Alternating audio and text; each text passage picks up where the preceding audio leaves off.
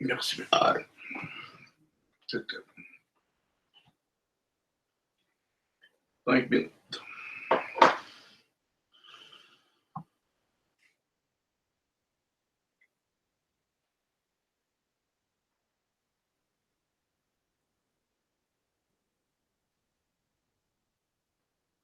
Tu vas toujours un peu mieux. Oui, je suis un peu fatigué, un petit peu lourd, mais me dire que je vais bien, non. Ça va.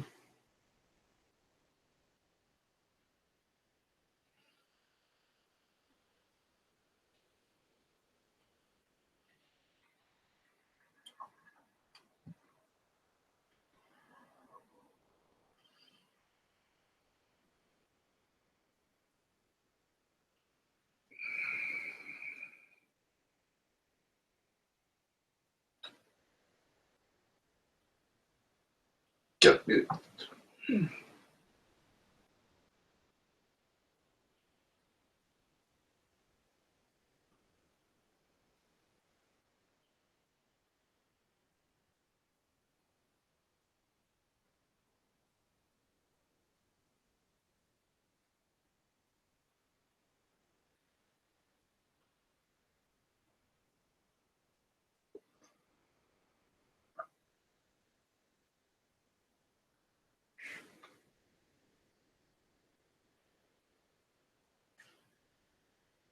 Il doit prendre le transport en commun parce que l'autobus se rend à Sainte-Anne-de-Bellevue. C'est pour ça qu'il me fait attendre. Je me demandais pourquoi Sainte-Anne-de-Bellevue. Oui, prendre l'autobus de Sainte-Anne-de-Bellevue. François, il doit se rendre à la dernière station qui est à l'ouest, qui est probablement. Un grignon. Je ne sais pas s'il peut aller à Sainte-Anne-de-Bellevue à partir d'Angrignon. Non, en tout cas, une des stations de l'ouest, puis il y a un autobus qui descend jusqu'à Sainte-Anne-de-Bellevue.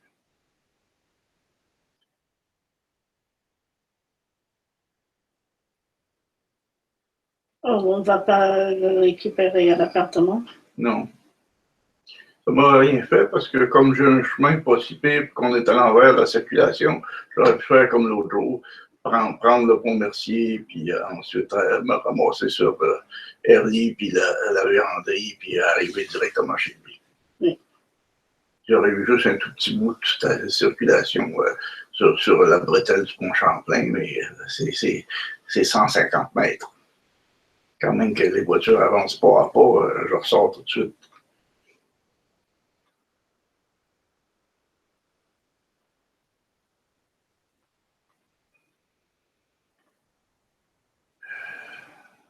Deux minutes.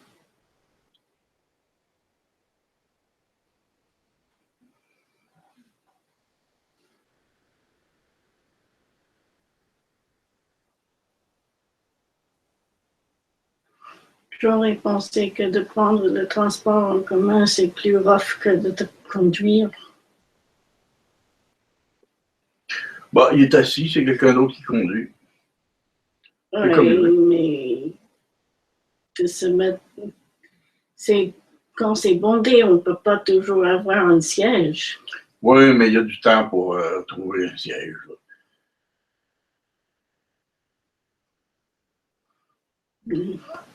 Peut-être, mais il n'y a pas toujours un siège pour avoir. Oui, je suis d'accord. Je ne suis pas sûr que c'est un bon choix, dans tous les cas. C'est lui qui l'a choisi, c'est ça qu'il a demandé. Une minute.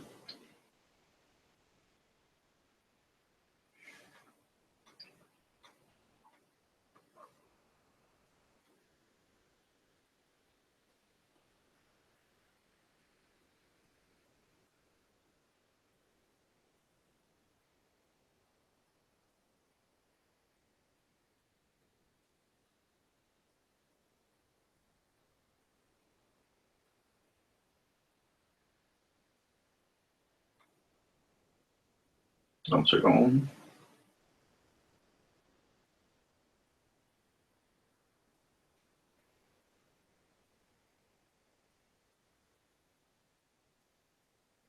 Quinze secondes. 50.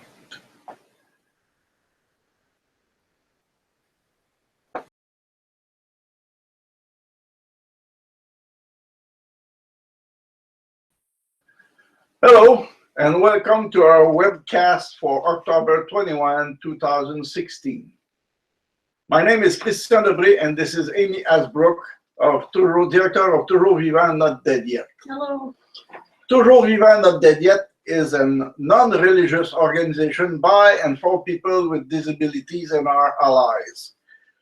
Our goal is to inform, unify, and give voice to disability rights opposition to assisted suicide, euthanasia, and other ending of life practices that discriminate against people with disabilities. Today's topics: assisted to suicide and assisted suicide and communities of color, a bad fit. Second subject, announcement, EPC Annual Conference for October 29th. So, Amy Asbrook will talk about it with us. Thanks. Assisted suicide and communities of color, a bad fit. The City Council of the District of Columbia, where Washington is in the United States, is considering an assisted suicide bill. A discussion of the bill is scheduled for the Council's November 1st legislative session. So this is the Washington, D.C., and they don't have they're not a state, they're a district. They're actually run by the federal government, but they have their own city council that passes local laws. And so this is a local law that's being proposed to suicide. And they had the vote postponed once, but it's going to be discussed at their legislative session on November 1st. The bill faces substantial opposition in the district, which has a large African-American population, according to an article in the Washington Post published October 17th. So you told me before that the Afro-American are around 50% in DC. Right, exactly. It's about half the population, whereas in the rest of the country, it's about 10 or 12% are African Americans. So it's a very large part of the population of DC. Right, and in general, African Americans are 60% opposed to assisted suicide, whereas whites tend to be more like 60% in favor of assisted suicide. So it's close. Right, exactly, very close. Okay. So advocates point to current disparities in healthcare, multiple studies that show that African Americans tend to have poorer medical outcomes than whites. They worry that having less treatment will lead people to want to end their lives early if assisted suicide is legalized. Yeah, it's quite obvious. If you have a choice between suffering or receiving bad treatment and death, sometimes you will choose death, even if it's definitive. Right, and if you have something wrong with you and you don't get proper medical treatment, it's going to get worse. And so African Americans have a higher disease burden, have more disease because they aren't properly treated. And again, they have more serious diseases, so their lives are more at risk. They're closer, they have more brushes with death, and so they're close to this issue of assisted suicide. Okay. Advocates are concerned that assisted suicide will be a form of backdoor eugenics with the goal of eliminating poor, elderly Black people. They point to the Tuskegee experiment, a 40-year study in which Black men were told that they were being treated for syphilis, whereas in fact the researchers were merely examining the effects of the disease. It's awful. It's criminal from the U.S. government at this time. It is even comparable what Germans do in the Second World War. It's unbelievable that it could arrive in USA. Right, and they knew that these people were sick with syphilis, and they told them that they were being treated for it, but they didn't treat it. They just watched how people got sick and died. Yeah. And they didn't do anything about it. Whereas they could have treated. They had antibiotics for the last part of the thing, Yeah, and they could have treated it. because it was existing at least at the part of this 40 years. Right, exactly. Assisted suicide is seen as a white thing and not consistent with the strongly held faith of many, especially older African Americans. Nearly all of the demonstrators in favor of the DC bill were white, as have been the Compassion and Choices spokespeople. And in fact, only one African American person in Oregon has had assisted suicide, proof that the practice is not common in the African American community. Okay. So this is really seen as not something that Black people do. It's a white thing. They are more religious than average, I think. Right. Yeah, Okay. and that's because the church was a central part of the resistance to slavery and the resistance to the discrimination after slavery. Okay. It was the center of the community, and where people had a sense of being, at least they were safe in the community, in their church. Okay. They were sustained by the community, and they're still, In average, they are still more religious than black than white people. Right, exactly. And so, it's not something that Black people are very interested in. Latinos are at least something like that. They are more religious than white people. Right. And also the same issues. They feel that discrimination, they have less good medical outcomes because of discrimination, and they feel that discrimination puts them at risk. Yeah, because in USA, the treatment and the whatever medical treatment you receive are closely related to your job. Right, exactly. Okay, it's not equal. If you are more wealthy, you receive better treatment.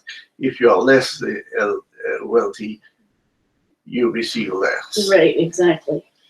It's discrimination by economics, and there is more than that, because in economics, Latinos and Black people it doesn't have the same income in average. Right, than white exactly. people. Okay. Right.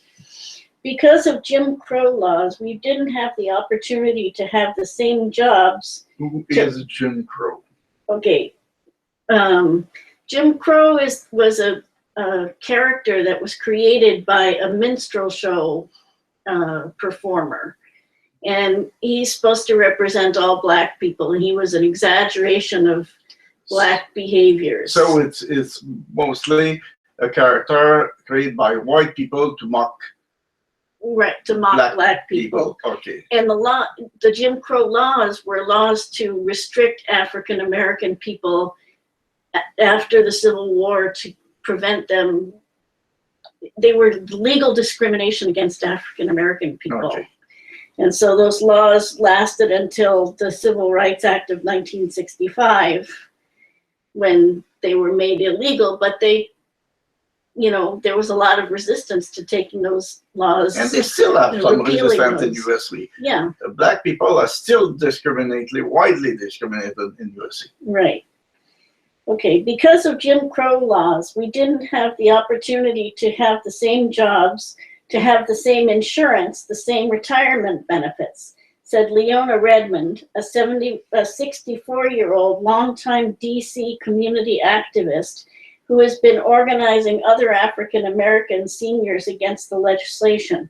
It's really aimed at old Black people. It really is, she said. So, she's talking about what Christian was just saying, that if you have a bad job that doesn't have health insurance, or if your job only pays part of your health insurance, or if it's not a very good health plan, you don't have good medical coverage. Here in Canada, everybody has medical coverage, but in the US, your medical coverage is tied to your job. Yeah. And that's started to change a little bit with Obamacare. But it's still mostly true. Difference, yeah. Yeah. So because Black people had the worst jobs, they had the worst medical coverage, and that's part of the reason that they have poor health outcomes. And even though the Jim Crow laws were outlawed in 1965, the tradition has continued of discrimination. So people still haven't had very good jobs for the most part. Professor Patricia King of Georgetown University School of Law puts it this way: many Americans, particularly the poor, the disabled, the elderly, and members of racial and ethnic minorities, worry that if assisted suicide becomes widely available, they will be viewed as throwaway people. They fear coercion, stigmatization, and discrimination, understandably believing that the societal indifference prevalent throughout their lives will also infect their end-of-life care. So they just fear that the discrimination will continue in the health care. Right, exactly. That they've had discrimination all their lives in healthcare, so they just believe that they're so it's a reasonable belief that it will happen. Right. And one thing that's very important about what Professor King says is she's making the link between disabled people, African American people, that this is a civil rights issue, that's a discrimination issue. And, you know, the media doesn't want to see that. The media says, oh, it's only religious people who oppose assisted suicide. No. But this is proof it's not just disabled people who see it as a discrimination issue. We are one of the proof. Both of us are absolutely no religious at all. Right. We're both agnostics. Yeah. So, but this is proof that it's not only disabled people that see it as a discrimination issue. Yeah, and the base of our opposition is not even moral. It's legal and fact. Right, right. Professor King continues, assisted suicide should not be legalized in the United States before we have addressed our glaring inequalities in healthcare and other crucial social services in a way that assures marginalized groups that they too will be treated with respect and dignity at the end of their lives. And I think she's kind of thinking of a paradise that isn't going to exist for a long time, because as we know, discrimination against African Americans is still very prevalent, and that's true for people with disabilities as well. And she's saying what most disability groups have said, that unless there's equality in everything, unless people with disabilities have a free right in where and how they live, there can't be a free choice in how to die. Yeah, if you doesn't have a free choice, it's not fair at all. Right, exactly. Similar concerns were expressed by Canada's First Nations leaders last spring when Bill C-14 was introduced in Parliament. Carrie Bourassa, an Indigenous Health Studies professor at the First Nations University of Canada, testified before a parliamentary committee that, quote, for some communities, it may not even be possible to implement Bill C-14. When we're trying to deal with suicide and multiple loss in communities, it's not even a conversation that communities are going to want to have. Yeah, it's kind of obvious. They suffer from some, in some small villages, a kind of epidemic suicide things. And for everybody, not only sick or old people. So when you allow suicide, you talk about suicide, what could you think that it will happen? Right. Normally, if you talk about suicide, people are more tendency to suicide themselves. Right. So right, they're trying to prevent suicide. Yeah, so you're better not to talk of suicide or permit suicide. If you do that, you just increase the rate of suicide. Whatever is the suicide, there's no kind of suicide. It's the only kind, you die. Right, exactly. If they're trying to prevent suicides, it doesn't make any sense to allow some suicides, but try to prevent others. That's too confusing a message. Yeah. The message is too confused. And so it doesn't make sense for these communities, these First Nations communities, to have assisted suicide. Yeah, very understandable from them. Right. Jack Anawak, a longtime Nunavut politician who is knowledgeable about Inuit history, told the CBC it's unlikely many elders will use assisted suicide. Quote, "It would only be considered because it became the law of the land, not because the Inuit have any wish to pursue it," he said. So he's saying that it's not a cultural thing in the Inuit culture that people would want to do that. Yeah. That, you know, maybe because it's the law, people might do it, but not because it's part of their culture. Anawak said that the rare occasions where Inuit elders used to sacrifice themselves by leaving the group have been over-dramatized by popular culture, and that people were not set adrift on ice floes. No, it's an urban legend. Right. Okay, it may have happened a few times, but normally they don't do that. Right, and that's a little bit like what we see in the movies like Me Before You, where the disabled person sacrifices himself for the sake of his girlfriend to have, you know, money and resources to do with her life what she wants. It's a media created idea that isn't based in reality, and it's a media created idea out of what the, you know, the popular culture wants to see. It's, you know, it's supposed, disabled people are supposed to sacrifice themselves. It's maybe not created, but